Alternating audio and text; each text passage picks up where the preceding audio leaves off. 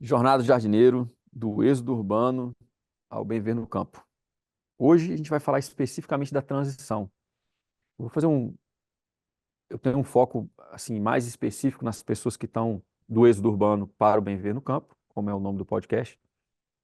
Mas muitas coisas que a gente vai discutir hoje, elas são pertinentes a todo tipo de transição. A gente vive várias transições, né? A gente está em constante movimento. Uma transição para uma vida com mais ética ecológica, uma transição para uma vida com mais viabilidade econômica, uma transição para uma sucessão familiar, a construção de uma sucessão familiar dentro de uma propriedade rural. Então, a gente tem várias transições a serem feitas. Essas transições nos carregam de uma condição para outra.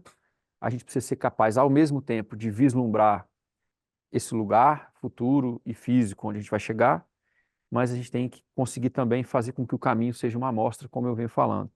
Então, se você já mora no campo, hoje o nosso papo tem muito a ver com você também.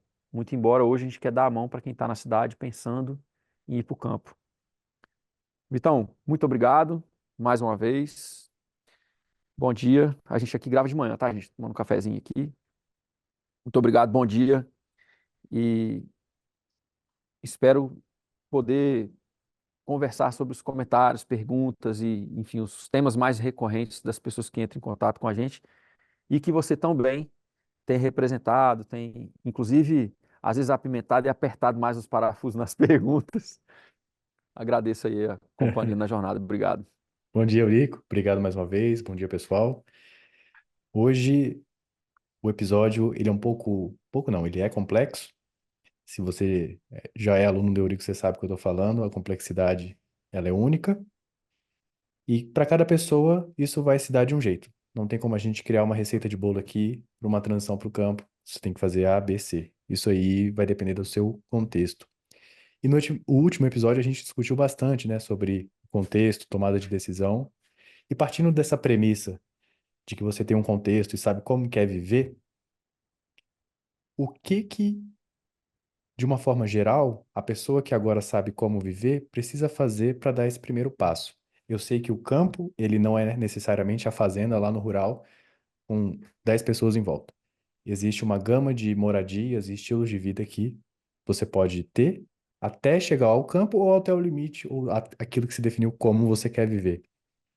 Só que eu vejo também que muita gente fica paralisada, apesar de definir como, já tem aquilo muito claro, tem um contexto muito bom, ele está bem alinhado, a pessoa fez um excelente contexto holístico, mas ainda fica paralisada.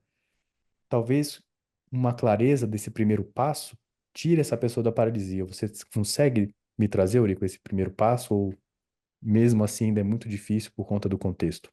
Mas você sempre começa com o pé na porta nas perguntas, né? É, tá, vamos voltar nesse negócio do contexto primeiro. Vamos só, é, vamos trabalhar isso um pouco. Eu dei aula há muitos anos de capoeira, né? E, e as pessoas, muitas pessoas com as quais eu aprendi, elas tinham máximas que eu acredito que são limitantes. Vocês vão me permitir um passeio aqui pra eu explicar isso. E era assim, você nunca dá as costas pro oponente, você nunca faz não sei o quê, você nunca não sei o quê. E, e eu era uma pessoa muito descoordenada, né? Como eu cresci na fazenda, eu não tive a vida comum que os meninos de classe média que viviam perto de mim tinham, né? O pai levava para escolinha de futebol, escolinha de basquete, sei lá, andar de... Não tive essa vivência de desenvolvimento motor nos esportes, né? Eu tive essa vivência de desenvolvimento motor andando no mato. Então, consequentemente, eu era descoordenado. Então, quando eu busquei a capoeira, eu fui batendo muita cabeça, eu tinha muita dificuldade de aprendizado motor. E aí, quando as pessoas falavam isso para mim, eu já estava ensinando, eu achava muito limitante eu dizer para uma pessoa uma máxima que talvez criasse na cabeça dela uma impossibilidade de movimento ou de resposta.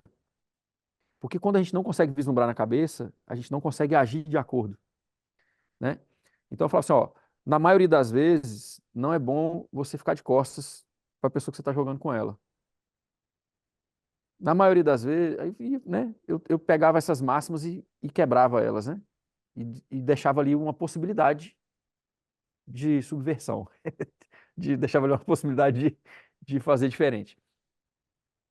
E aí uma vez eu estava viajando com um monte de alunos, a gente estava num encontro na Inglaterra, e tinha um cara muito habilidoso jogando, né? Um cara novinho assim, bem magrinho, muito habilidoso. E ele foi jogar com um cara mais maldoso, assim, tal, e ele foi fazer um movimento da capoeira que a gente chama de passada nas costas, né? Que é exatamente isso. Vai ter uma fração de segundo, você vai estar de costas. Só que a consciência do cara, né? A presença dele, multissensorial e tal. Cara, ele foi fazer esse movimento, na hora que ele virou de costas, o outro cara mandou, velho, uma melô de compasso pra matar ele. Matar, pra matar, velho. E esse cara fez a esquiva mais básica da capoeira, que é uma cocorinha, um agachamento assim, completamente de costas pro cara, como se ele estivesse jogando com a pessoa do outro lado. Tipo, ele fez um movimento de costa, ele viu que vinha um negócio para arrancar a cabeça dele aqui, e ele esquivou completamente de costas pro cara, e depois ele virou para jogar com o cara de novo. A gente tá viajando em grupo, tal, tinha uns alunos comigo e tal, e todo mundo olhou para mim, né? Naquele momento ele tava na roda de capoeira. A roda de capoeira tem umas coisas muito doidas, velho. Um monte de comunicação cruzada, um monte de informação ali. E aí, na hora que rodou isso, todo mundo olhou para mim. Meus alunos tudo olharam para mim. Eu só dei uma balançada de cabeça assim, né? E aí a gente saiu para tomar uma cerveja depois, os caras falaram assim, caramba, como é que o cara faz uma esquiva completamente errada no momento completamente certo? Ou seja, naquele momento, naquela condição, naquele contexto, ele fez tudo errado, mas se ele não fizesse daquele jeito, ele tinha tomado uma pesada na cabeça. Então, quando você fala de contexto, a gente tem que entender isso. O contexto ele é único. Às vezes, o seu caminho é um caminho de transgressão. O seu caminho é um caminho de transgressão de regra, de expectativas, de crenças, né? E por que que é tão difícil caminhar? Por que que é tão difícil dar o primeiro passo, que é isso que você está falando? Porque a gente fica o tempo inteiro achando que o nosso primeiro passo tem que ser igual ao primeiro passo de um monte de gente. Ao invés de a gente fazer uma investigação interna, profunda, né, atenta, qual que deve ser o meu primeiro passo? E o contexto holístico, ele vai te ajudar a descobrir isso. Por quê? Você tem talentos e limitações únicos. O primeiro passo, talvez, de uma pessoa jovem que trabalha com informática, talvez seja um emprego que ele trabalha de casa e ele consegue manter um salário para ir para o campo. Ele tem que ter uma rota de transição financeira também para o campo. Talvez o primeiro passo de uma pessoa que já tem uma experiência de vida, já montou vários negócios e tal, seja montar um negócio para ir para o campo. Só que as pessoas ficam tentando copiar um ao outro, né? Aí esses dias, nesse negócio do contexto, um amigo meu me mandou um vídeo de um cara ensinando pessoas a procurar propriedade rural. Em momento nenhum, ele fala para a pessoa investigar as especificidades dela. Ele pega a história dele, da propriedade que ele achou, do que ele viveu, do que ele selecionou e ensina aquilo como regra para encontrar uma propriedade rural. Pô, tem gente que precisa ir para o campo do lado de uma cidade que tem um bom hospital do SUS. Tem gente que precisa ir para o campo, por exemplo, no caso dele, ele achou uma propriedade isolada. Eu quero ficar isolado, não quero ninguém passando na minha frente. Tem gente que quer o contato social de vizinho. Então, de novo, né? O contexto dele, desse cara que fez esse vídeo aí e tal, que me mandaram, ele achou uma propriedade acertada para ele. O erro está em achar que todo mundo vai acertar com o mesmo tipo de propriedade que ele achou. Tem gente que vai ter uma propriedade pequena, tem gente que vai ter uma propriedade média. Tem gente que vai procurar terreno barato, propriedade barata lá longe para comprar o maior possível, porque quer montar negócios que precisam de uma propriedade maior. Então, esse primeiro passo, ele vai se revelar para a pessoa que conseguir fazer uma investigação muito profunda das próprias limitações, das próprias potencialidades e, principalmente, esse passo, antes da gente dar esse passo, a gente tem que ter uma visão de futuro. No gerenciamento holístico, essa visão de futuro, a gente chama de base futura de recursos. Então, uma investigação das limitações, das potencialidades e uma visão muito clara de como a gente quer viver. Uma visão muito clara desse futuro, como a gente quer viver ele, no social, no ecológico, no econômico, todos os detalhes possíveis dessa vida, do lugar. E aí, o passo que a gente dá, ele é nessa direção. Mas quanto mais precisa for essa visão, mais fácil a gente consegue fazer o que eu falo, que é ter uma amostra dessa vida durante o caminho. Não sei se eu estou explicando muito bem, assim, se eu estou respondendo bem a sua pergunta, mas esse contexto da pessoa descreve o propósito dela, descreve o como ela quer viver. E essa visão de futuro, ela pega tudo isso e joga lá para frente e cria um imaginário, um parâmetro bem preciso de uma vida para além dos problemas atuais. Por que que a gente faz isso? Porque hoje todo mundo tem problema, mas se você toma decisões baseadas nos problemas, você vai ter mais consequências indesejadas. Eu falo isso sempre, isso é né, é uma questão estudada no gerenciamento holístico.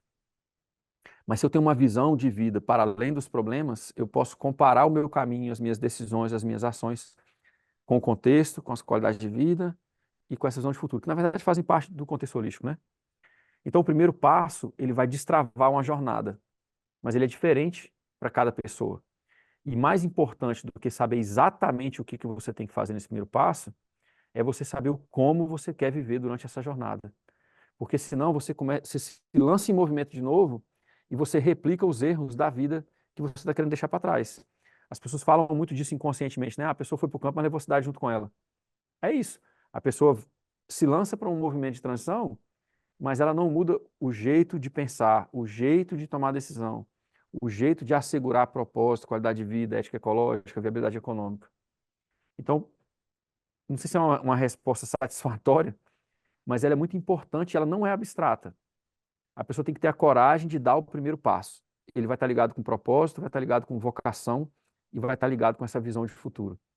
E aí cada passo tem que ser uma pequena amostra, e essas amostras vão se aumentando de que você está no caminho certo ou não. Às vezes você não está no caminho certo, você tem que tomar outro rumo. Você já vive no campo há um tempo e já fez muitas mudanças no campo, né? Tem coisas que meio que todo mundo vai passar. Vai ter aquele caminhão de mudança que vai levar as coisas. Se tem algumas coisas, né? Tem gente que às vezes prefere ir para o lado minimalista e não levar nada, começar do zero, né? Você tem uma aluna que fez isso, né? Foi só com a família no carro, algumas coisas no porta-mala e se aventurou. O que que nesse momento é necessário, para além das logísticas, né? Tem todo um preparo emocional, tem todo um alinhamento de contexto, não só do indivíduo com a família, e esse é um momento bem desafiador. É emocionante, quando tá tudo alinhado, existe aquela felicidade, né? Aquela empolgação, mas é desafiador, né? O que que você orienta, aconselha, ou qual a sua visão para esse momento da mudança em si?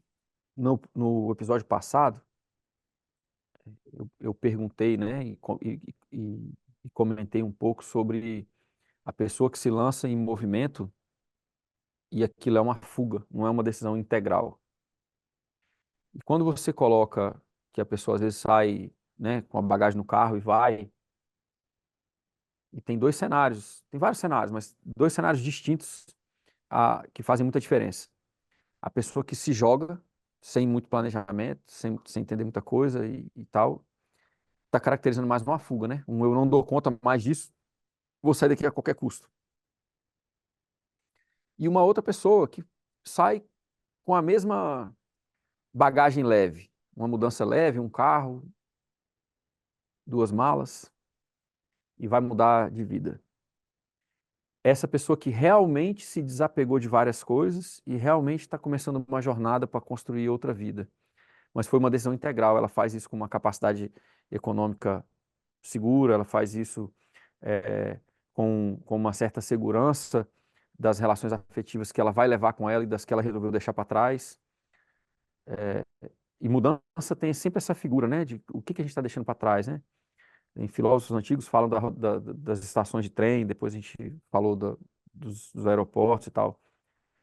Tem alguns escritores que falam, né, desse momento que a pessoa está na estação de trem. Enfim, tem alguns escritores que trazem essa imagem, né, do que você está deixando para trás, de como a estação do trem fazia refletir sobre a vida, sobre as escolhas e tal.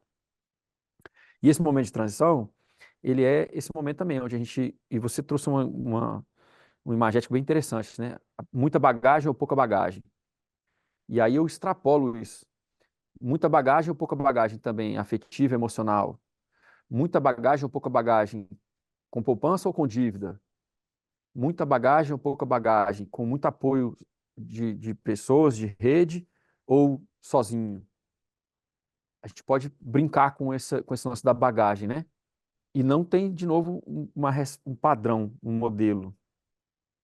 Eu fiz algumas mudanças e elas foram relativamente gradativas.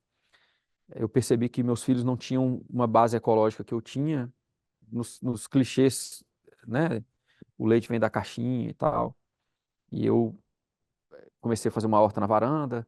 Depois, quando eu tive que renovar um contrato de aluguel, eu fui para uma casa onde eu podia ter 2 canteirinhos de horta. Não tinha nem quintal direito, né? Tinha só uma faixinha de solo atrás e uma faixinha de solo na frente.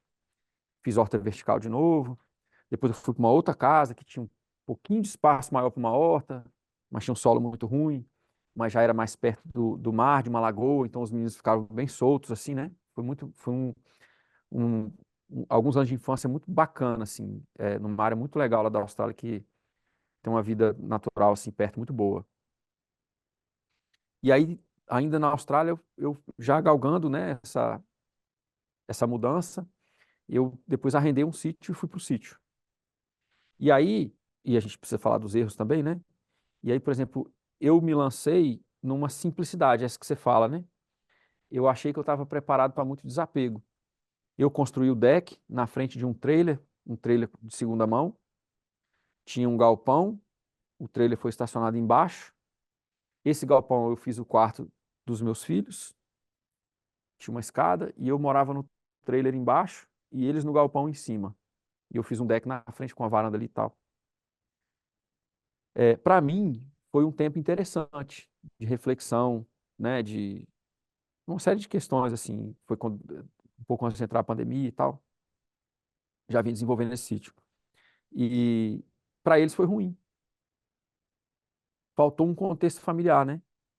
A minha condição econômica naquele momento, ela bastou para mim, eu consegui ir para uma propriedade rural, perto da praia, cumprindo funções que para mim são importantes, cumprindo meu propósito, mas para os meus filhos não foi uma experiência legal.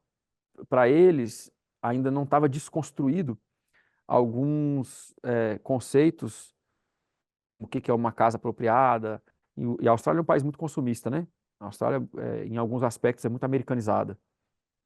Então, enfim, eles tinham uma visão do que é uma casa ideal, do que é um, né? Enfim, eles se decepcionaram comigo nessa transição.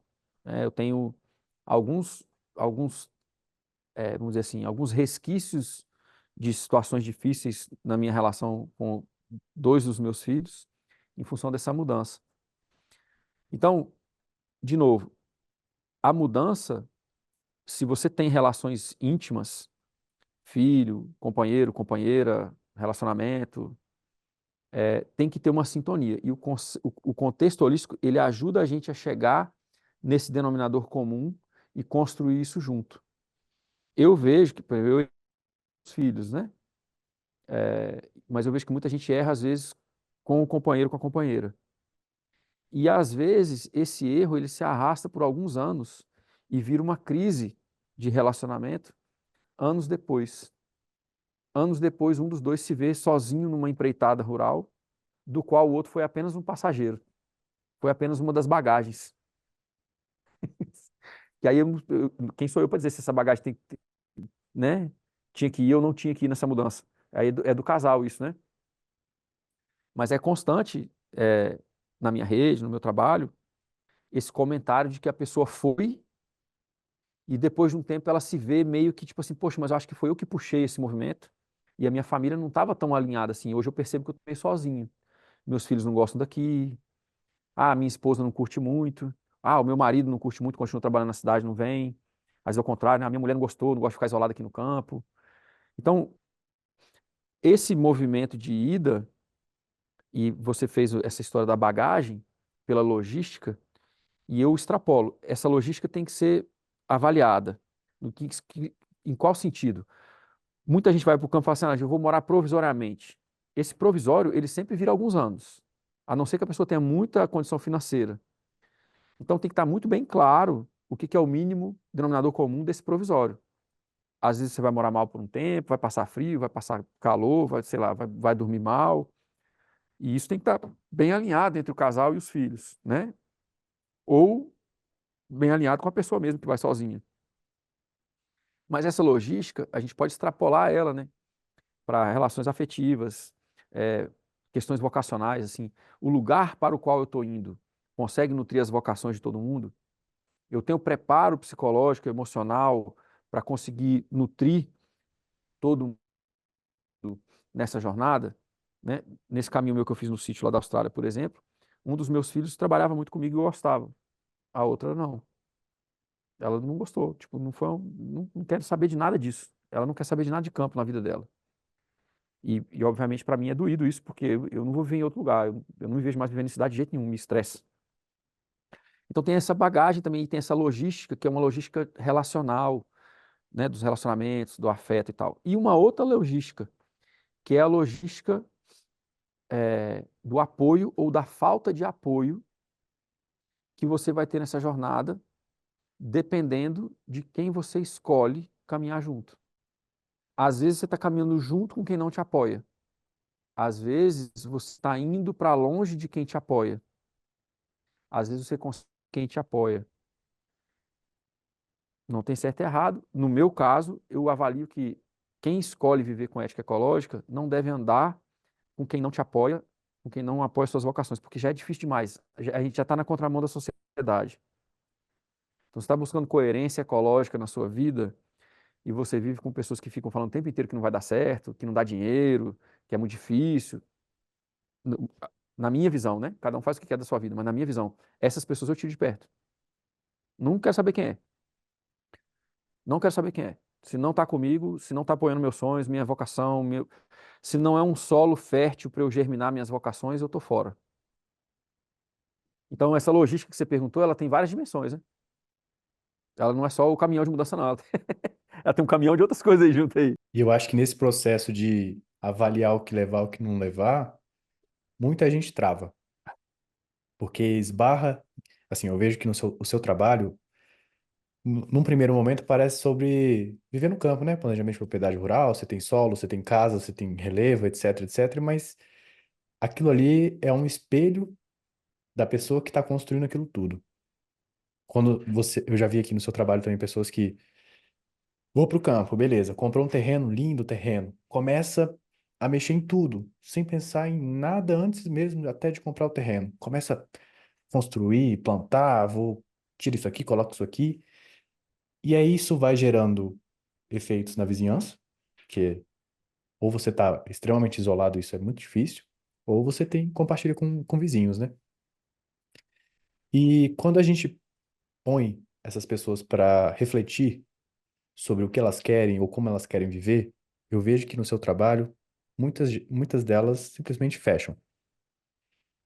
Não sei se você a gente estava conversando isso aqui mais nos bastidores, né? Sobre essa tensão que se forma quando se para refletir sobre a vida que leva.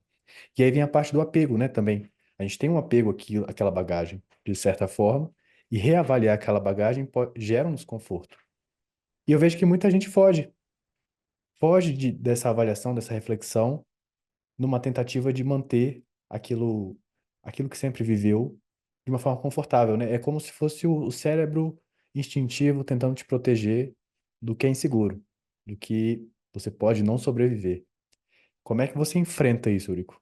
É muito difícil enfrentar toda a avaliação dessas bagagens, ponto a ponto, sem sentir dor. Ou um incômodo que seja, às vezes não é dor, né? Você sente um leve incômodo, e nesse incômodo as pessoas tendem a retrair. Como é que a gente, ao invés de retrair, avança? É difícil, né, Vitor? Tem um professor espiritual americano, ele chama Adyashanti. O Adyashanti, ele fala assim que as pessoas falam muito do como é doloroso você se separar de alguém quando o amor acaba. E aí ele tem uma palestra dele que ele fala assim, e quando você precisa se separar de alguém e o amor não acabou? Aí ele fala, é mais doloroso ainda. Então, tem várias portas e janelas que a gente pode abrir dentro dessa pergunta. Uma delas é exatamente essa coisa, e o Adyashanti vem de uma linha é, oriental, né? É, de um tipo de budismo. E o budismo fala que a gente vive entre o apego e a aversão. As coisas que a gente quer demais, e as coisas que a gente não quer, a gente evita demais. E esse apego e aversão faz com que a gente nunca esteja no presente. Porque você está o tempo inteiro querendo alguma coisa ou querendo evitar alguma coisa, né? Aí, de novo, nessa situação, né, as pessoas, elas travam, como você colocou, elas enrijecem às vezes. qual é o apego ou qual é a aversão que está por trás desse enrijecimento? Muitas vezes a gente tem algumas coisas muito evidentes, mas a gente esconde elas muito profundo, né? Abafa elas lá para as profundezas do ser. E esse enrijecimento é uma dificuldade de aceitar algumas coisas, que algumas relações vão ficar para trás, que algumas zonas de conforto, mesmo e principalmente as que são insalubres, né? Porque a gente se esquece disso, mas as pessoas têm zonas de conforto e esse termo zona de conforto, ele às vezes ele não é muito, às vezes ele não explica muito a realidade, porque às vezes a pessoa está estagnada e aquilo não é necessariamente um conforto. Ela está acostumada com um tipo de dor, com um tipo de relacionamento não saudável, com um tipo de vida não saudável, mas ela está acostumada com aquilo. Ela entende as variáveis daquilo ali e ela já acostumou com aquele sofrimento e ela fala, bom, esse sofrimento eu dou conta. Então, acho que zona de conforto, às vezes, é um termo infeliz nesse sentido, porque às vezes a pessoa não é que ela está confortável, mas ela aceitou um padrão de insalubridade de relacionamento, de insalubridade de vida, né, de condições de trabalho e tal. E aí o novo, o ser humano tem essa dificuldade com o novo, né? O novo é uma incógnita e tem muita gente que não vai muito bem com ele, né? Então, algumas pessoas elas travam porque o processo de sonhar não é nem o processo de mudar de vida ou de fazer uma transição. Só o processo de você sonhar com ele, com essa transição. Se você realmente sonha com transparência, com profundidade, se o seu sonho não é um tipo de dormência, aquele sonho que a pessoa sabe que nunca vai fazer, sabe? Ah, um dia eu vou fazer tal coisa, mas você sabe, a pessoa sabe, ela mesma sabe que aquilo ali é mentira. Mas se você sonha e aquilo realmente tem um almejar ali, tem uma vontade muito honesta, né, muito intrínseca, muito vocacional, esse sonhar, só esse sonhar já te coloca a questionar várias coisas. Questionar o trabalho, questionar a rotina, questionar as relações familiares, as relações afetivas, questionar a condição econômica. Eu quero muito, mas eu não vejo a condição financeira de fazer isso. Porque a pessoa foi funcionária a vida inteira e às vezes para você ir para o campo você precisa empreender. Então ela não vê a condição financeira. Ou então a pessoa sabe que se ela for, ela vai ter menos contato afetivo com algumas pessoas. Ah, eu vou ter que ir para longe dos meus pais. Ah, talvez eu tenha que separar. Ah, eu tenho que deixar meu companheiro, minha companheira. Então, aí são escolhas. Ah, eu vou ficar nesse relacionamento e eu não vou. Ah, eu vou ficar aqui perto das pessoas e eu não vou. Feliz daquele que consegue ir e tem relações tão fortes que a distância não é um impedimento de relação. Mas nem todo mundo tem esses relacionamentos saudáveis, né? Então, essa trava que você coloca, ela tem várias dimensões. Ela pode ser uma trava de duvidar que eu consigo criar a renda, ela pode ser uma trava de duvidar que eu consigo ser emocionalmente autônomo. Ela tem uma trava de pensar que, por exemplo, eu vou mudar completamente a minha rotina. Será que eu vou dar conta dessa rotina nova? As pessoas falam assim, ah, mas eu já estou velho, o campo é difícil, tem trabalho físico. Você vê como é que a gente mudou, né, de uma geração para outra, como é que a gente está com medo do trabalho físico. O meu avô, quando ele fez, não foi bem uma transição, porque ele morava numa cidade pequena e ele já tinha contato com o rural, né? Mas quando ele começou a montar a fazenda, que na época era Fazenda 33, hoje um pedaço dela é Fazenda Bela, né? Tá lá com a minha família. Ele fez isso com 45 para 50. E o cara montou não sei quantos pomares, construiu não sei quantas casas, fez não sei quantos empreendimentos, alfabetizou não sei quantos funcionários. Enfim, o meu avô ele fez essa mudança, né, numa idade que muitas pessoas hoje consideram uma idade avançada. E aí tem uma fala do Sadhguru, que é um outro líder espiritual, esse aí é um indiano, né, ele tem umas coisas mais cômicas, assim, ele é um cara interessante.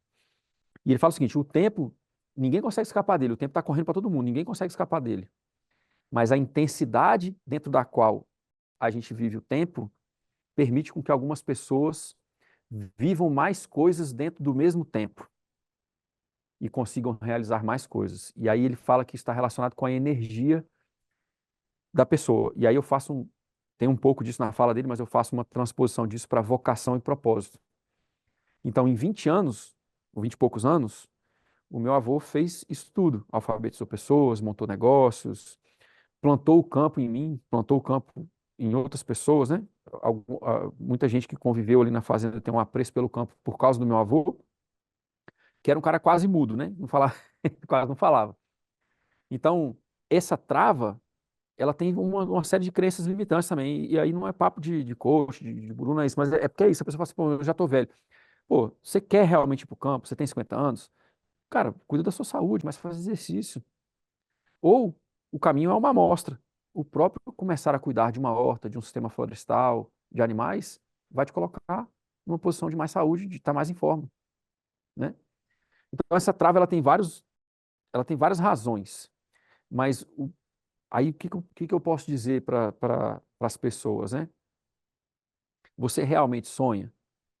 Você realmente quer viver uma vida em intimidade com a natureza? Você realmente quer construir uma coerência com a ética ecológica? Ou você quer dizer que ama a natureza a partir dos centros urbanos e, enfim, ser uma pessoa virtuosa com as suas pautas? Tudo bem, tá, cada um faz o que quer. Mas se você realmente quer isso, então você vai ter que fazer uma investigação do porquê que aquilo te traz um desconforto. O que que é que você não quer deixar, o que que é que você não quer abrir mão, ou o que que é que está pegado demais. E aí, nessa investigação, realmente, uma mudança para o campo, a gente tem que carregar o essencial. Não é tudo. Ninguém vai, se você não vai levar, vai para o campo para ver a vida que você tem na cidade. Então, realmente, eu tenho, sei lá, tem mais de 20 anos que eu não tenho televisão. Não faz a menor falta para mim. Assistir um filme, alguma coisa, eu assisto no computador. E eu escolho. Não sou obrigado a ficar escutando noticiário, né? Eu não tenho muitos anos que eu não tenho plano de saúde. Muitos anos que eu, sabe, coisas que as pessoas acham assim essenciais, eu tenho mais de 20 anos que eu não tenho. E não é tão essencial assim. Então, mas tem coisas que são essenciais. Você ter um bom fluxo de caixa, uma poupança, você conseguir se organizar, né? Com relação às coisas. Você ter uma vida que a sua vida, o que você come, o que você faz, como você age, como você pensa, como você mantém as suas relações afetivas, é o seu plano de saúde. O que adoece a gente é relacionamento doente, é trabalho nocivo, é uma vida nociva. Então você tem que desapegar de várias coisas para ir para o campo. Agora, eu sempre falo para as pessoas, existe uma diferença entre desapego e desleixo. Desapego é quando você tem a capacidade de materializar aquelas coisas e você faz uma seleção, um filtro do que realmente é essencial. E algumas coisas você tem um desapego, não preciso disso. Desleixo é quando você não consegue materializar o básico e diz que você não precisa daquilo. É uma diferença muito grande. E muita gente, né, nessa doideira aí, bitiluz, na mastreta e gratinase que a gente vive, fala que é desapegado, mas na verdade não é desapegado, é desleixado. A pessoa não consegue organizar a vida financeira e muitas vezes isso vira um peso para outras pessoas. Então, no desapego, e para a gente conseguir destravar isso e tal, a gente precisa ficar com esse incômodo. Eu preciso ficar com esse incômodo. Mais cedo a gente estava conversando, você falou um pouco da yoga, né? Ela traz um desconforto. Você precisa conseguir estar presente naquele desconforto, respirar e conseguir flexibilizar aquele desconforto, trazendo consciência para ele, respirando com ele. Isso que você falou mais cedo, quando a gente estava aqui fazendo os bastidores, é, é a mesma coisa com essa trava da transição. Por que que eu estou travado? Não foge. Não fica sonhando com o número da Mega Sena, não. Para, respira com essa dor. Por que que você está assim? Quem que é que você não consegue levar? Ou quem que é que você não quer deixar? Ou quem que é que está te impedindo? O que que você acha que você não consegue fazer? Você precisa respirar com esse incômodo, identificar ele e destravar ele. No contexto a gente fala dos log jams, né? Daquela tora de madeira que trava tudo. Aí você destrava ela e você segue no seu fluxo. Para mim, um, um norte, não um norte, mas um parâmetro é o caminho ser uma amostra. Eu preciso estar conseguindo influenciar de maneira positiva os processos ecossistêmicos. É o meu contexto, né? E eu preciso estar conseguindo diminuir atritos mentais, afetivos, relacionais, intelectuais. Né? Eu preciso, cada passo que eu dou, precisa estar ficando, as coisas estão ficando mais leves. Isso não é sem dor. Algumas coisas que a gente tem que decidir deixar para trás doem. Mas é isso, e você segue, você vai seguir mais leve, mais saudável, e assim vai, né? Você deu alguns exemplos de decisões que não podem ser tomadas durante essa transição, né? Decidir, lá no seu curso de gestão, você traz a parte de decisores primários, né? Um decisor primário não pode tomar decisão sem o outro saber, tem toda essa estrutura que assegura essa transição de uma forma mais simples e uma gestão que é essa administração, essa organização, tanto da família, quanto do negócio, quanto da propriedade, de uma forma a gerar menos consequências indesejadas, né? Mas eu queria alguns exemplos para que as pessoas consigam vislumbrar também na vida delas e projetar para que isso não aconteça. Outros exemplos, além dessas consequências indesejadas nas relações, de pessoas que fazem a transição para o campo levando a cidade junto. Eu vejo que esse tema, essa pauta é muito forte no socioambiental e quem realmente tem ética ecológica. É não fazer essa transição com a cidade dentro de você. Quais são os impactos, as consequências desejadas, indesejadas disso? Vamos de coisa bem prática, né? Um casal faz a transição. Um dos dois não tinha naquela transição o mesmo objetivo, ou não enxergava a mesma visão de futuro. Para uma pessoa, por exemplo, a carreira de sucesso, e eu estou colocando entre aspas, porque para mim esse sucesso é um sucesso reducionista, para uma delas, aquela carreira de sucesso é parte inseparável da identidade pessoal. Se essa diferença não tiver muito bem trabalhada no contexto do casal, vai levar a um atrito de relação. A pessoa que está no campo vai se sentir sozinha, não tem companhia de trabalho, não tem força de trabalho porque o outro não está junto. E a pessoa que está fora, quando ela chega em casa, ela acha que a outra não está disponível para ela. Porque o dia daquelas pessoas é diferente. A pessoa que vive no campo, ela não funciona com o relógio da cidade. Ela funciona com outras coisas, estações, momentos de urgência, né? Não é que a pessoa tem que viver sem qualidade de vida, mas algumas coisas no campo não funcionam no horário convencional, comercial, né? Então isso já gera um atrito. Se não estiver muito bem resolvido, a médio e longo prazo é divórcio, ou então um relacionamento arrastado pela vida inteira que não satisfaz, né? Completamente nenhuma das duas partes. E eu tenho brincado com isso, né? As nossas relações afetivas são superavitárias. Poxa, eu quero que a pessoa que convive comigo, na minha relação afetiva, né? Pessoal, amorosa, eu quero que ela, com todos os defeitos que eu tenho inúmeros, né? Mas eu quero que ela pare para pensar e fale assim, poxa, é melhor, assim, a presença dele na minha vida soma. E aí, de novo, a minha presença no meu território soma. Eu estou num sítio aqui que não é meu, mas a minha presença aqui soma. O sítio está melhor porque eu estou aqui, né? Então eu tento carregar isso para vários aspectos da minha vida. Mas a pessoa que está comigo, ela tem que ter um contexto que combina com o meu. Porque senão eu estou querendo impactar positivamente as coisas e isso implica estar a serviço. Eu estou a serviço do território, eu estou a serviço das minhas relações sociais, né? Isso não quer dizer que eu sou escravo dos outros ou da situação.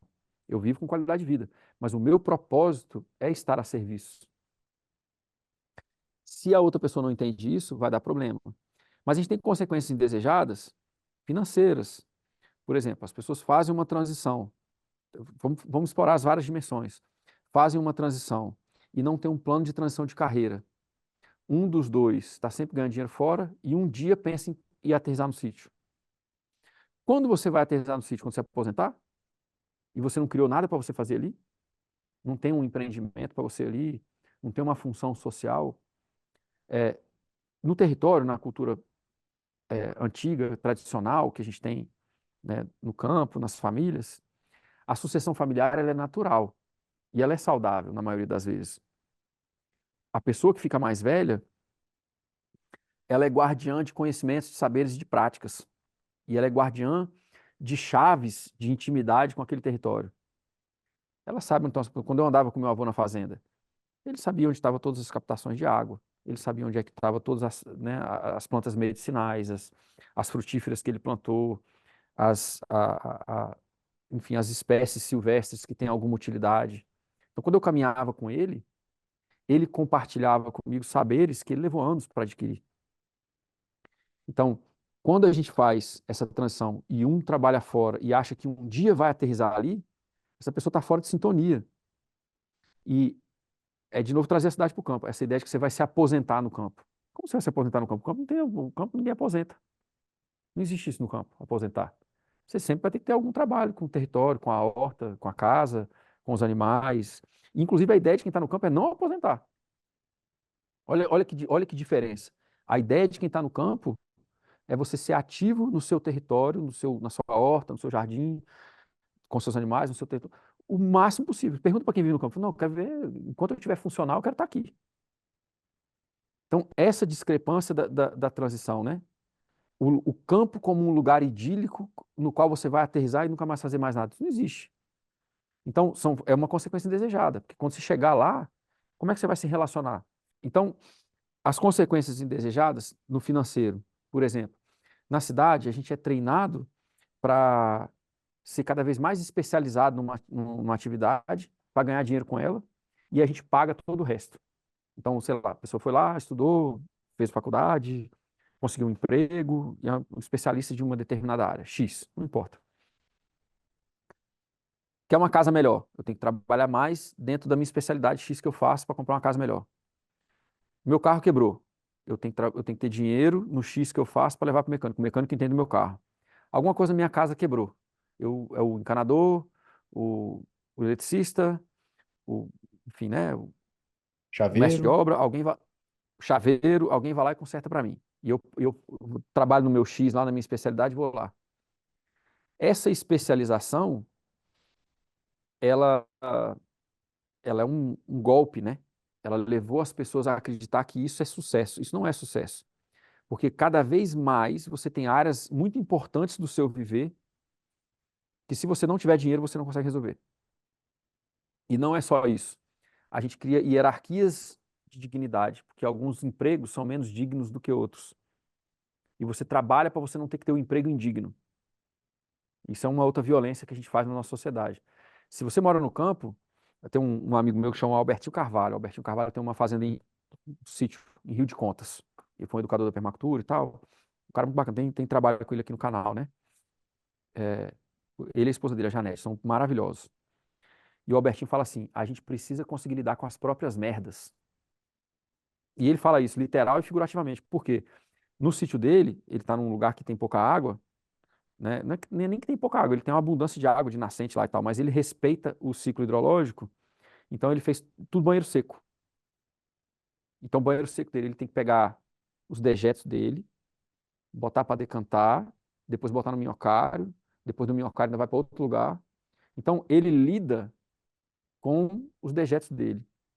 Aí, mentalmente, é a mesma coisa, eu tenho que lidar com as minhas merdas. Por que ele fala isso? Porque quando você vai para o campo, você não está acima de um trabalho desse. Você tem que dar conta do seu saneamento, você tem que dar conta da sua eletricidade, você tem que entender um pouquinho de cerca, você tem que entender um pouquinho de animal, um pouquinho de planta. E esse, na verdade, é o estado natural do ser humano. A gente precisa habitar um território com capacidade de viver nele. Todos os outros animais são assim e são superavitários. Nós somos o único animal que se especializa numa coisa que degrada tudo, paga todo mundo para resolver nossos BO e acha que isso é sucesso. É muito doido. Então, a consequência indesejada de uma transição com a mentalidade especialista é você, por exemplo, não ter dinheiro para fazer isso. Porque no campo, se você for ter marido de aluguel para tudo, você vai falir. A não ser que você tenha uma fazenda, você seja muito rico e tal, e aí tem, né, a divisão de trabalho dentro da propriedade rural. Via de regra, o caminho de ir para o campo e construir intimidade com a natureza e ética ecológica é um caminho de construir um generalismo competente. A consequência indesejada de você se manter especialista é mais gasto financeiro, é mais dependência dos outros, é talvez você deixar a família com algumas brechas expostas, porque você não consegue resolver aquilo, né? Então, de novo, esse caminho de transição, ele é um caminho de retomada de autonomia. A gente precisa entender mais de plantio, a gente precisa entender mais de saúde, de plantas medicinais, a gente precisa entender um pouquinho de construção, um pouquinho... Ah, mas é demais, Eurico. Não, não é demais. Dentro do seu caminho, se você fizer disso uma experiência prazerosa, aventureira, gostosa, lúdica, você vai aprender o que você precisa no momento que você precisa. O desafio vem, você não terceiriza e você aprende com o desafio e você segue. Por exemplo, eu sou ruim de botânica. Toda vez que eu preciso desenhar um sistema florestal, eu aprendo mais sobre botânica. Mas eu não fico estudando botânica à toa. Eu estudo botânica quando eu preciso da planta. Então, na medida em que eu trabalho com mais, eu vou aprendendo mais. E é gostoso, tá bom. Eu não tive contato nenhum na minha formação com veterinária. Agora eu lido com os animais. Eu estou estudando uma pessoa que foi autodidata em saúde animal. Não posso falar que ela era uma veterinária autodidata, porque não existe isso, né? Mas ela era uma produtora rural autodidata, que ela foi descobrir no manejo animal as soluções nos livros de 1850 até 1950. Então eu tenho desafios. Eu vou procurar quem resolveu esses desafios antes das farmacêuticas dominarem o campo. É uma jornada de aprendizado. Todo dia eu aprendo um pouco. Dá um BO com os bichos, eu vou lá e aprendo mais alguma coisa. Não estou preocupado que eu não sei nada. Eu estou predisposto a aprender quando eu preciso. E tem a ver com tudo que você perguntou desde o começo do contexto. O meu contexto é único, então o que eu preciso aprender é único. E as pessoas estão tentando ser especialistas na transição. Eu vou ser especialista da agrofloresta, eu vou ser especialista da agroecologia, eu vou ser especialista da sei lá do quê, né? E na verdade o campo não é um caminho de especialização. A retomada de uma vida saudável no campo, com viabilidade, com qualidade de vida, com pertença, ela é uma retomada do generalismo que a gente teve até mais ou menos um século atrás. É diferente. Aí as consequências indesejadas. Você vai viver achando que você não é competente o suficiente. Aquelas crenças, né? Ah, eu não sou bom de mecânica. Ah, meu amigo, aprende. Tudo bem, você pode não se tornar o melhor mecânico do mundo, mas, pô, pelo menos aprende alguma coisa. Ah, eu sou horrível de. Não levo o menor jeito para elétrica. Pô, você vai ter que aprender um pouco, né? E aí tem o David Home fala um negócio muito interessante. Por exemplo, o David Home fez a transição dele há muitos anos atrás e fez a Meliadora. A Meliadora é um sítio de 1 hectare, exatamente na divisa do plano diretor do urbano com o perirural. Você vê, ao imaginar, ah, vou para o campo isolado. Não, ele queria ficar pertinho da cidade, mas num bloco rural. Aí ele tem um negócio muito interessante, ele fala assim, ó, a gente precisa, porque tem o ditado que fala assim, né? A pessoa que quer ser, como é que fala? Em inglês assim, a pessoa que quer ser mestre em todos os ofícios, não fica bom em nenhum, né? E ele fala que é o contrário. A gente precisa ficar bom em muitos ofícios e ser mestre em alguns. Ele entende de solda, de bioconstrução, de plantio, de botânica, de um monte de coisa. Aí você vai ver a formação dele. Não tem formação, é a vida dele. A casa dele é uma casa climaticamente adaptada, então precisa de forno, precisa de não sei o quê. O manejo florestal alimenta o forno, o saneamento ecológico dos banheiros secos alimenta o sistema de plantio. Olha que interessante, tem química, tem biologia, tem arquitetura, tem um monte de coisa ali, né? E o cara escreveu vários livros e faz, enfim, a gente precisa voltar para esse tipo de cultura. As consequências indesejadas no financeiro é prejuízo, na relação é estresse, no território é falta de alfabetização ecológica. Então, tem várias consequências indesejadas quando você carrega o reducionismo para o campo. Na medida em que a gente vai para o campo, quanto mais holístico for o seu contexto e a sua tomada de decisão, menos problema você tem.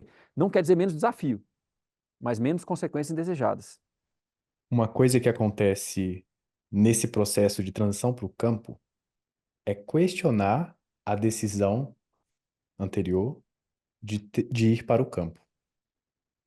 Isso, e você perde um tempo nesse processo se questionando por quê, ou será que é isso mesmo, eu não estou divagando, ou será que isso é coisa da minha cabeça? Alguns pontos eu sei que podem ajudar, uma comunidade é um deles. Muita gente pensa como você, e isso move você naquela direção, porque você começa a ver uma identidade ali, tem uma tribo, tem uma galera que pensa como eu penso.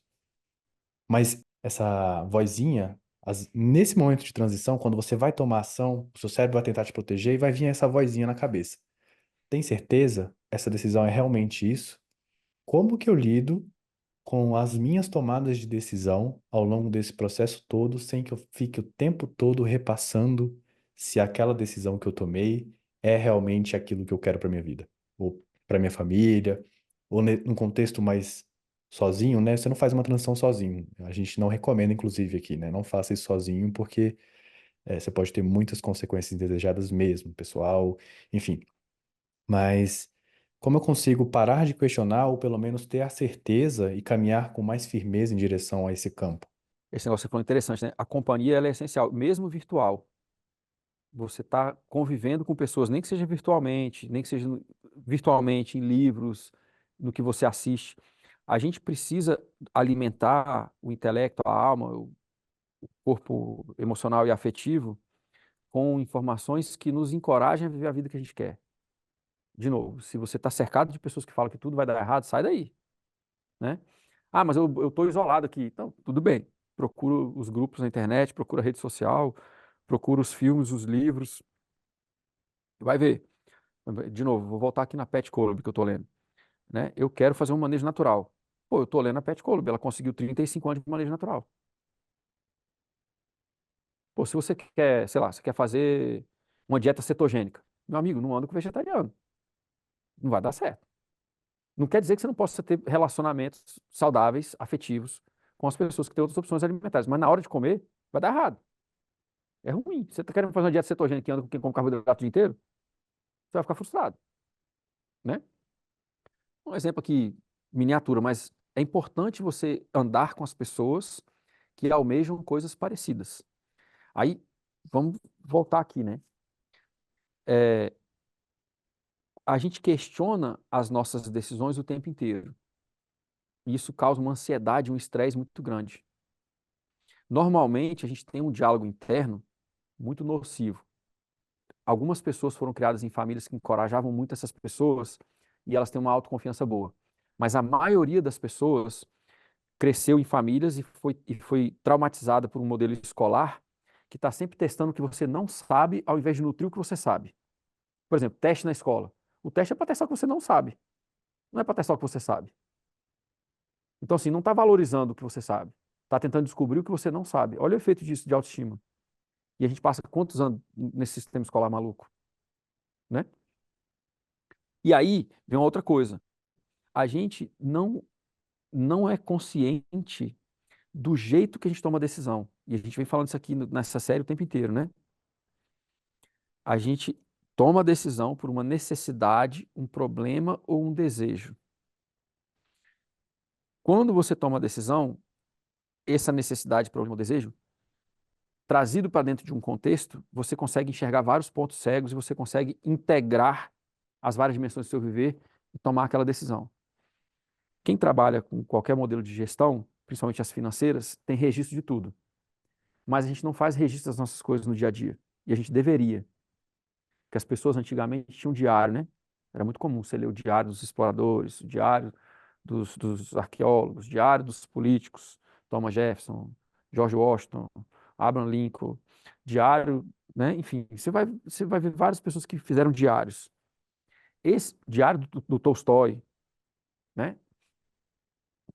Você vai ver nesses diários a possibilidade de você avaliar o que você viveu a partir de uma distância.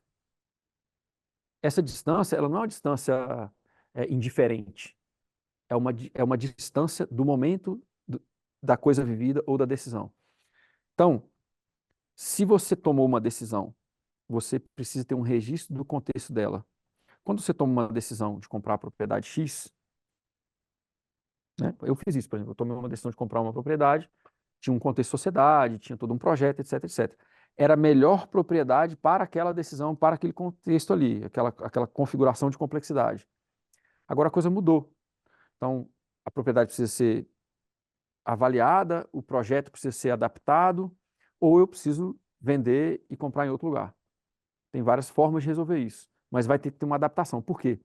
E não adianta eu falar assim, poxa, escolhi a propriedade errada. Eu não escolhi a propriedade errada. Eu escolhi a propriedade para um projeto, uma combinação de parceria, etc, etc, etc. Aquele contexto não existe mais. A decisão não foi errada. Em retrospectiva, tudo bem, pode ter tido alguns erros ali que a gente pode falar de outro momento, mas em retrospectiva, o que eu preciso ver é qual foi o contexto que eu tomei a decisão. Porque aí eu paro de me judiar. Que as pessoas têm o futuro do pretérito é um dos maiores carrascos que a gente tem. Eu falo isso muito, né, nos processos de mentoria com as pessoas. Ah, eu poderia, eu deveria, eu tinha que ter feito isso, eu tinha que ter feito aquilo outro. E a pessoa vive nesse mundo que nem ela não está no momento da decisão mais, ela, então, assim, ela fica ali sendo carrasca dela mesma. Eu poderia, deveria, tinha que ter feito isso, tinha que ter feito aquilo. Quando, na verdade, se você tomou uma decisão, olha, minha necessidade, meu desejo, problema, aí eu vou trazer as dimensões sociais, ecológicas e econômicas ali, vou criar um ambiente para tomar de decisão, vou anotar aquela decisão e sigo. Quando eu questiono aquela decisão, eu volto e leio o contexto. Na maioria das vezes, você vai perceber que foi a melhor decisão que você podia ter tomado com a informação que você tinha naquele momento. Agora, mudou alguma coisa? Tudo bem, você pode avaliar aquilo e corrigir um pouco a direção. Mas você não faz isso com o chicote nas costas. Putz, eu fiz merda, olha que decisão, pô, que puta merda, não aprendo nada, pô, de novo fazendo. Não, pelo contrário. Toda vez que você registra e você coloca dentro de um contexto e você revisita, na maioria das vezes a gente pensa o seguinte: pô, com os pontos cegos que eu tinha, essa foi a melhor decisão que eu podia ter tomado. Agora que eu aprendi mais, eu posso melhorar isso. E aí, olha só, eu posso melhorar isso. Ah, então tá. Então você já está falando em medir algumas coisas, em ter indicadores. E isso a gente também não é ensinado a fazer. Nas nossas relações. Poxa, anota quando você visita alguém, ou anota quando alguém te visita, como que você se sente depois. Se toda vez que você vê aquela pessoa depois você tá mal, pô, faz a poda, meu amigo. Passa a motosserra na relação. Agora, poxa, toda vez que eu leio fulano, ou toda vez que eu falo com fulano, toda vez que eu trabalho com ciclano, eu me sinto bem depois. Anda com essas pessoas. Elas vão te tornar uma pessoa melhor. Aí você já está medindo e avaliando. Então, a decisão não é irrevogável. Às vezes a pessoa melhorou, a pessoa passou por um trauma, a pessoa se curou, a pessoa melhorou. Se você testar e começar a funcionar, beleza. Mas você tem registro de. Você tem indicadores e registro, né? Foi bom ou não foi bom. E aí você para de ser carrasco. Então, a minha decisão foi sair da cidade e ir para tal lugar. Pô, naquele momento você saiu por várias razões. Visita essas razões. Aí tem que ter registro para isso, né? A importância de você ter registro de decisão e o mínimo de um diáriozinho, bem sucinto que seja, junto com a sua agenda. Você vai conseguir olhar para essas coisas e ter perspectiva. E aí você consegue, inclusive, começar a se melhorar de uma maneira muito efetiva e muito rápida, se você tiver a disciplina de olhar para trás, né? Poxa, olha aqui, tá anotado, olha aqui, eu fiz isso aqui, olha aqui, ó, me senti assim, me senti assado. Olha aqui, eu fiz isso aqui, não olhei para o financeiro, quebrei a cara aqui, aqui, aqui. Ah, então tá, então eu vou seguir aqui, mas agora eu vou cuidar, ó. Eu vou fazer uma precificação melhor, eu vou investir um pouco em marketing, eu vou, seja lá o que for, ou então relacional. Poxa, eu fiz isso aqui, eu pisei na bola, né? Eu estava unidimensional, pisei na bola com a minha parceira, não olhei, não cuidei, não fiz um piquenique, não fiz um jantar, não fiz uma comida, não nutri o nosso relacionamento, eu errei. Então eu vou fazer isso aqui, eu vou agendar 2 vezes por semana, eu vou cuidar, eu vou fazer alguma coisa para manter esse meu relacionamento, eu vou nutrir isso. Então, seja o erro ou seja o acerto, se você conseguir anotar e jogar dentro de um contexto de novo, você tem que olhar com um olhar ecológico, com um olhar financeiro e com um olhar social. Se você consegue colocar essas três coisas junto, e na verdade a realidade é isso, elas estão o tempo inteiro funcionando junto, na hora de tomar a decisão e anotar, você vai deixar de ser carrasco de você mesmo. Porque a decisão não foi ruim, foi a melhor que você podia naquele momento. Ah, melhorou agora? Então tá, então corrige um pouquinho. E assim você vai. É mais leve, sabe? É mais leve. E a decisão para o campo, como é que fica? Porque você anotou isso, né? Eu decidi ir para o campo e tem um contexto. Quando você revisita essa decisão de ir para o campo, que eu acho que ela vai para além das relações afetivas e tal, é uma decisão de mudança de vida, né? É um lifestyle, sei lá, você pode tem vários termos, é uma forma de viver diferente da que a maioria das pessoas vive, inclusive. Mas é uma decisão. E existe um contexto que ele vai ser muito relacionado à sua identidade. A gente está falando de viver no campo. Não é umas férias, não é uma pousadinha de final de semana ou de 15 dias. É viver no campo. É uma mudança de identidade. E você tomou uma decisão de ir para o campo. Como você consegue não questionar essa decisão? Não, eu acho que a gente tem que questionar todas as decisões. Na verdade, é o contrário. De novo, né? Na gestão holística, a gente pressupõe o erro. Eu decidi para o campo. O que que vai mostrar para mim que eu estou errado? Eu preciso ter isso claro na minha mente. Quais são os indicadores mais precoces que eu posso ter que vão me mostrar que eu estou errado? De longe, todo sonho é bonito, né? De longe, todo sonho é apaixonante. Quando você aterriza dentro dele, existe a intimidade do dia a dia, né? Muita gente tem a coisa idílica do campo e tal. O viver no campo, ele não é, eu falo sempre, não é o ofurô na varanda. O viver no campo vai ter dia que dá pepino, dia de imprevisto, você tem que conseguir lidar com o dia a dia, às vezes, que não rende o que você gostaria, e aí você, de novo, é importante você anotar para você ver que você está fazendo muita coisa. Talvez você não esteja fazendo tanta coisa quanto você gostaria, mas você está fazendo bastante coisa. Olha o futuro do pretérito de novo de Carrasco, né?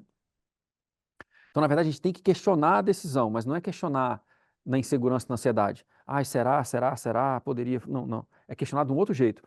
Toma uma decisão, registra e vai viver a amostra naquele caminho de vida que você quer construir.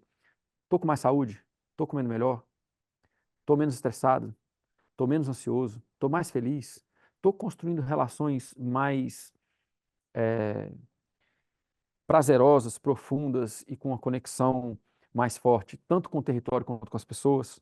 Tem várias maneiras de a gente medir isso. E não tem nada errado se você mede aquilo durante um tempo e de repente você está ficando mais velho, ou de repente você vê que não era bem aquilo. De repente você quer só uma casa solta numa cidade horizontal. De repente não é o campo que você quer. De repente você só quer poder pisar na grama. Não tem nada de errado. Você foi, você viveu, você testou, você mediu e você muda. A leveza que eu estava comentando anteriormente é essa. A gente não é obrigado a viver uma sentença. Inclusive, o jeito que eu trabalho é assim: como você quer viver? As coisas que a gente faz, elas vêm para apoiar o como a gente quer viver. Em determinado momento da minha vida, pode ser que eu queira morar no campo, em determinado momento da minha vida, pode ser que eu queira morar numa cidade pequena. Em determinado momento da minha vida, pode ser que eu queira nutrir a carreira de um filho e eu vou voltar para a cidade porque eu quero que meu filho seja o máximo, tenha a chance máxima de expressar as vocações dele. E a vocação dele, de repente, está num lugar que você está na cidade. Se isso for importante o suficiente para mim, eu revogo a minha decisão, porque o meu contexto mudou, e eu vou apoiar meu filho na cidade. Não tem erro. São reajustes que são feitos a partir de um contexto. Mas como você vai para a cidade? Como você vai voltar? Ou como você vai ficar? Esse reajuste do como, nas relações com o território, com o dinheiro, com tudo, tem que ser feito constantemente. Então eu tomo uma decisão, pressupõe que eu posso estar errado, porque principalmente o homem, né? O homem nunca, a mulher ainda, o homem acha que está sempre certo. Mas é isso, eu pressuponho que eu posso estar errado, e aí como que posso mostrar que eu estou errado? Né? Frequentemente eu fui questionado sobre isso, né? Por uma pessoa da minha vida. Eu tenho certeza que essa vida que você está levando, passei várias adversidades, né, do ano passado para esse, e aí a pessoa, você tem certeza das suas opções? E eu tenho indicadores e coisas o tempo inteiro. Eu acordo feliz de poder trabalhar, muito embora eu tenha adversidades. A adversidade é inevitável, mas eu acordo feliz de poder trabalhar com as coisas que eu trabalho. Então, eu sei que eu estou no lugar onde eu queria estar. Aliás, eu não estou exatamente no lugar onde eu queria estar, né? Por conta da situação que eu vivi no ano passado. Mas o como eu quero viver? Eu estou no interior, eu estou em contato com a natureza, eu estou podendo expressar minhas vocações, eu estou podendo desenvolver meus projetos. E aí daqui eu vou melhorar agora para outros lugares. Então, não é não questionar a decisão, mas é você questionar a decisão, tendo registro, contexto e maneiras de medir e avaliar essa decisão. Ao invés do poderia, deveria, tinha que ter feito, né? Então, de novo, né, na pergunta, decisão de ir para o campo. Tem alguns passos que a gente pode tomar antes, que também fazem parte das abordagens que eu faço uma amálgama delas no meu trabalho. Faz um teste seguro. Poxa, procura uma casa, um sítio, aluga 6 meses, um ano, testa. Ah, mas eu vou ter que fazer uma mudança de carreira. Meu amigo, a vida é um teste. Vai ter que mudar. Você quer tentar ir para o campo? É melhor você fazer um teste do que você se lançar de uma vez sem nunca ter chegado do outro lado. Tem gente que faz esse, né? Tem gente que vai de um trapézio para o outro, igual eu já fui, mais tranquilidade. Tem gente que precisa testar antes. Eu aconselho o teste. Por quê? Poxa, testa um tipo diferente de trabalho, testa meio período, testa empreendimentos ligados com o campo, testa arranjos familiares, né? Será que é bom para seu filho, para sua filha, para seu companheiro, para sua companheira? Testa. E aí anota. De novo, olha a decisão anotada, o contexto e o registro, né? E aí você consegue olhar para aquilo ali, né, como um cientista da própria vida, como um especialista da própria complexidade. Aí você fala, pô, foi muito bom essa parte aqui e tal, mas, por exemplo, uma coisa que as pessoas não, de novo, de longe tudo é lindo, de perto fica mais complicado. Por exemplo, as pessoas vão para o campo com o filho. Ah, não, a escola fica meia hora. Meia hora de boa, pô. Eu dirijo isso aqui na cidade todo dia, eu dirijo meia hora para lá, meia hora para cá. Aí a pessoa vai para o campo, de manhã, meia hora para levar o filho para a escola, meia hora para voltar. Já foi uma hora, mais a hora de preparo de saída, mais o tempo de aterrissar na chegada. Aí depois vai buscar o filho de novo, mais meia hora para ir, mais meia hora para voltar. Você já gastou 3 horas do dia para cima e para baixo de carro. E quebrando o seu dia no meio para fazer aquilo ali. De longe, ah, não, é tranquilo. Não é. Quando você chega lá, não é. São pequenas coisas. Tem filho, não tem? Testa, né? Então, essa decisão que você falou assim, e a decisão de ir para o campo? Testa empreendimentos. Você não precisa, empreendimentos rurais, você não precisa ter a propriedade. Você pode arrendar, você pode ter negócios móveis, você pode tentar empregos diferentes, você pode tentar transferência de emprego, você pode tentar ir para uma cidade menor primeiro, que tem um contato com o rural, e depois ir para o rural. Você pode fazer gradativamente. A velocidade e a mudança, o quão abrupto ou não é a mudança, do perfil de cada um, de cada família, de cada equipe, de cada time, né? Essa decisão também precisa ser avaliada para você saber que você está vendo a vida que você quer. Tem mais saúde, tem mais comida, tem mais diversidade, né? Ah, ou foi, estou isolado, estou triste, não estou conseguindo ganhar dinheiro suficiente para viver, tal. Aí você tem que avaliar. É um problema da minha abordagem com o campo ou é o campo o problema? Se o problema for o campo, dá um passo para trás. Uma cidade pequena. Mas não tem peso. Por quê? Porque você está o tempo inteiro entendendo que tudo é contextual. Nesse contexto foi o melhor que eu pude. Agora eu posso melhor.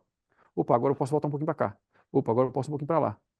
Né? No meu caso, tem sido uma constante confirmação de que a direção para o rural, ela me deixa mais feliz. Menos cidade, menos barulho, menos coisa supérflua, menos noticiário, televisão, novela. Sabe, as pessoas vivem um mundo de teatro, assim, um mundo falso, que para mim eu não tenho mais paciência para ele. E as pessoas que eu lido com elas, independente da cultura, do lugar, da região, elas lidam com coisas mais,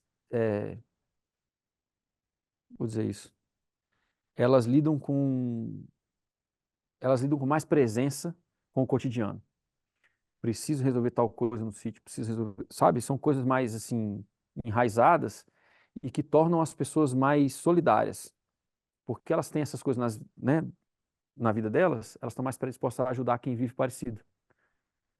É ao contrário da cidade. Na cidade, o reforço é negativo, né? Tá todo mundo tão ocupado, meu amigo, eu tô ocupado também. Ema, cada um com seus problemas, né? E no, ca- no campo é o inverso disso. No campo é tipo assim, pô, ele tem problemas parecidos com os meus, eu vou lá ajudar porque depois eu posso precisar de ajuda. Então, para mim, tem confirmado isso, né? Pô, tua pessoa pode ser outra coisa. Legal, a gente está se encaminhando já para o final do podcast. Eu queria encerrar com uma última pergunta que já antecede o início do nosso próximo, que a gente vai falar sobre os principais erros no campo, né? Da vida no campo, os desafios e erros da vida no campo.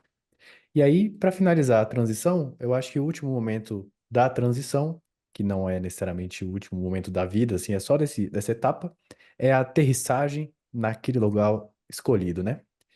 E eu vejo, eu preciso estudar, né, o conteúdo para ver como é que é a repercussão, o que que as pessoas estão pensando, como é que é a vida das pessoas no campo. E eu vejo que existe uma reclamação forte de pessoas que vão para o campo e começam a colocar som alto, que traz a vida na cidade, né? Essa coisa de trazer a cidade para o campo. E o campo ele tem uma outra forma de vida, é uma outra rotina, como você colocou no começo, né? Às vezes o que eu tenho aqui não é o que você tem lá e vice-versa. E eu vi essa reclamação muito forte. Pô, você vai pro campo, mas aí, sei lá, 5 anos depois, muda um vizinho ali, começa a estourar som todo dia, aluga pra festa, e sua vida vira um inferno. É uma pessoa que não soube aterrissar. Fez uma transição pro campo e não soube aterrissar. Como aterrissar com elegância, digamos assim, né? Em sincronia, em conexão, em sincronia com essa nova comunidade. Quando enterra ali, pisa no chão devagar, né? Tem um ditado que fala sobre isso. Quando eu voltei da Austrália, eu pensei em ir para Serra Grande, né? Eu vivi momentos muito bons, assim, enfim, quando eu tinha 18 para 20 e poucos, naquela região ali do sul da Bahia. E aí eu pensei em ir para lá. E eu cheguei lá e eu vi muita gentrificação, né? muita gente de fora comprando, e as pessoas falam assim, nossa, o pessoal chegou aqui, ainda bem que estão comprando as propriedades, porque estão preservando. E aí minha visão é completamente diferente. Tem um monte de gringo, um monte de milionário comprando pedaço de terra na beira da praia e expulsando os locais, enfim, e aí e favelizando as pequenas cidades, né? E aí eu, enfim, olhei aquilo ali e falei, pô, não é muito o que eu quero, né? Mas teve um episódio interessante. Eu conheci algumas pessoas lá, tive clientes e tal, e as pessoas falavam muito, né, de que depois da pandemia começou a ter um surto muito grande de furtos nas propriedades. Só que você vai fazer uma análise das propriedades furtadas. As pessoas chegaram das grandes metrópoles com dinheiro, com carrão, comprando lugares, fazendo obras, contratando um monte de gente, andando de carrão, né? Num lugar onde as pessoas estão com dificuldade, têm dificuldade financeira, né? Tem um poder aquisitivo mais baixo e tal. Essas pessoas chegaram esbanjando, né? E fazendo barulho, como você colocou, não só o som, figurativamente, mas o carro, a construção, o tipo de chegada, né? É, muito daquela pessoa que ganhou dinheiro na cidade acha que o dinheiro dela dá dinheiro, ela fazer o que ela quiser, porque o dinheiro é dela, ela compra o que ela quiser com o dinheiro dela, então ela tem o direito de fazer isso. E tem rebotes, né? No caso lá, por exemplo, Serra Grande, Itacaré e tal, os furtos que ocorrem normalmente ocorrem nas casas de pessoas que chegaram esbanjando, fazendo mansões, né? Enfim. E aí, no campo, como é que eu vou dizer? Um arco, né? Que ele às vezes chega a encostar do outro lado, assim, fazer um círculo completo. As tradições locais, elas têm uma função. Por um lado, por exemplo, para a gente trabalhar produzindo de forma agroecológica, para a gente experimentar novas maneiras de empreender, essas, essas tradições, às vezes elas são um empecilho. A gente precisa entender como é que a gente cria os pontos de diálogo com a comunidade local, sem necessariamente ter que funcionar da mesma maneira. Por exemplo, às vezes você vai mudar para um lugar onde todo mundo limpa o terreno botando fogo. Está errado. Eventualmente no campo, alguma coisa você vai botar fogo, vai fazer uma fogueira com alguma coisa ali, né? A gente não precisa ser purista. Mas a questão de limpar terreno com fogo todo ano é muito ruim. E você quer funcionar de um outro jeito. Poxa, você não precisa criticar quem faz. Você faz do outro jeito e mantém os pontos de diálogo. Estou falando, tem um arco que ele às vezes encontra na outra ponta. As tradições amparam uma cultura local. Muitas vezes a gente precisa romper com algumas coisas para conseguir construir mais ética ecológica.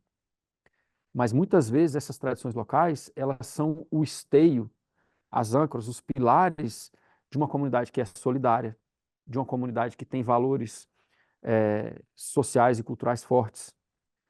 Quando eu cheguei aqui, eu já te contei essa história fora aqui dos nossos próprios gravados, né? Quando eu cheguei aqui, eu estava no supermercado e tal, e eu tinha esquecido um botijão de gás, e o cara foi lá e anotou num caderninho assim, e me entregou o botijão de gás e falou, não, depois você paga. O cara nunca tinha visto na vida dele. Você precisa estar numa comunidade que tem tecido social forte o suficiente para a pessoa saber que aquela cultura é tão forte que ele vai anotar seu nome no caderninho e você vai voltar para pagar. Então, de novo, né, essa questão de como a gente aterriza. A gente precisa ter uma boa combinação de sensibilidade. Em terra alheia, pisa no chão devagar. Quais são os valores dali que eu quero absorver?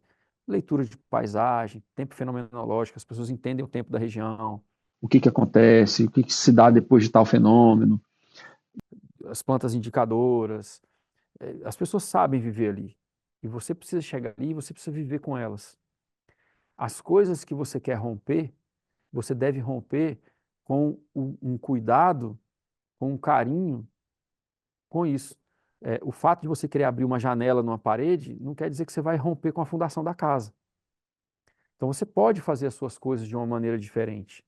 E isso não implica não ter contato nenhum. O princípio que a gente fala da diversidade ecológica, ele precisa ser cultural também. Coisas diferentes precisam conseguir conviver. Vai chegar um momento que é diferente demais, aí não dá. Mas nesse ponto que você falou, você escolheu ir para um lugar, seja porque aquele lugar é bonito, seja porque aquele lugar tem uma cultura, não sei, um conjunto de valores te levou a escolher um lugar para fazer sua transição. você não pode chegar lá e não ter nenhum carinho com tudo isso que já existia ali antes de você. E, igual você falou, botar um som alto, fazer uma casa de festa e ou tumultuar todo mundo. Você talvez até tenha um certo sucesso econômico fazendo isso, mas você vai ter uma falência afetiva com a vizinhança, com a cultura, com os vizinhos, né? Então, a gente precisa chegar devagar, a gente precisa entender qual que é a cultura do lugar, como é que funciona. E outra coisa, olha o teste de novo. Procura ver os lugares para onde você está indo antes de fazer a mudança completa e ver se combina com você. Às vezes não combina. Às vezes você quer ir para Arraial da Ajuda e comprar uma mansão do lado do Val Leles, do Asa de, sei lá, entendeu? Às vezes você quer, é isso. Então, testa primeiro. É, testa primeiro para você né, não ser um incômodo na vizinhança. É importante isso, respeitar, né? Maravilha, Eurico. A gente agora então vai conversar no episódio que vem sobre os desafios e erros no campo. Obrigado aí mais uma vez. Obrigado por quem ficou aqui até agora assistindo, ouvindo e até a próxima. Então, eu que agradeço de novo essa ponte que você faz da audiência, das pessoas que acompanham o trabalho comigo, é importante, traz perguntas que me provocam a pensar de outras maneiras, é importante para mim. Quem está acompanhando, e eu venho com muito carinho falando dessa cultura do campo, né? Essa última pergunta me leva muito para esse carinho. Compartilha, vamos levar as reflexões para outras pessoas, se inscreve no canal, comenta, deixa as perguntas, a gente faz questão de responder, de estar em contato com vocês. E aí, assim, uma seguir cenas do próximo capítulo, né? Muitos dos erros da transição, eles são um contínuo para os erros dos empreendimentos rurais, algumas coisas que a gente vai falar no próximo episódio. Às vezes as raízes são as mesmas, né? A gente vai seguindo um papo já de quem vive no campo. Como eu falei no começo hoje, quem já vive no campo quer fazer uma transição de sistemas, de viveres, foi bacana poder ouvir tudo isso, né? Apesar da gente estar falando especificamente com quem está indo para o campo. E no próximo a gente vai também falar de transição. Às vezes as pessoas já estão no campo, mas elas precisam fazer uma transição para um outro modelo uma outra estrutura de gestão, outros tipos de sistema de produção, outro entendimento de viver no campo, né, que não precisa ser confirmando crenças pejorativas.